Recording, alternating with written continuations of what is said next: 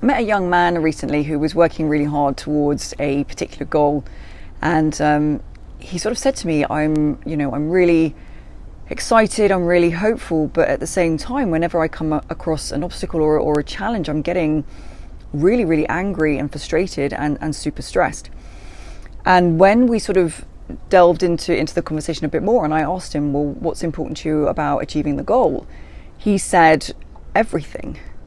And when I asked him, what do you mean everything? He said, everything. He said, my feeling of self-worth, my feeling of being successful, my feeling of happiness and everything literally was tied into him achieving this goal, including this vision of financial security and financial freedom that he had for himself.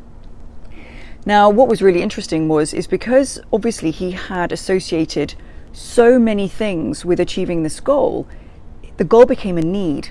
It was no longer a desire, it was no longer a must, it was a need.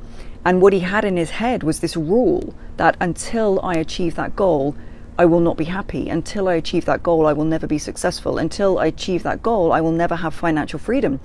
So whenever he was coming across an obstacle or someone was blocking him, they weren't blocking his pathway between him and the goal. They were blocking the pathway between him and his happiness and him and his self-worth and him and his success.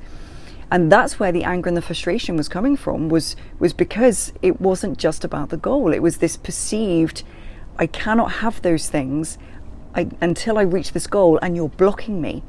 And when we sort of went into that conversation even more, we realized that in this present moment, he didn't have healthy self-esteem. He wasn't particularly happy. He was frustrated and stressed. And the point being is that we have to be able to say, even if I don't have those things, I'm still okay. Even if I don't have those things, I can still be happy. Even if I don't have those things, I can still feel successful within myself. I can still have healthy self-esteem. Because otherwise you move into a relationship of dependency. And all that means is that your self-esteem, your self-worth, your feeling of success is no longer within your control. It's linked to something outside of you.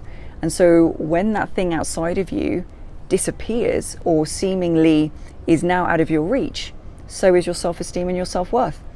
So if you're feeling frustrated or angry or really, really stressed, ask yourself, what have I tied to that particular goal? And is it possible for me to feel those things even if I don't achieve it?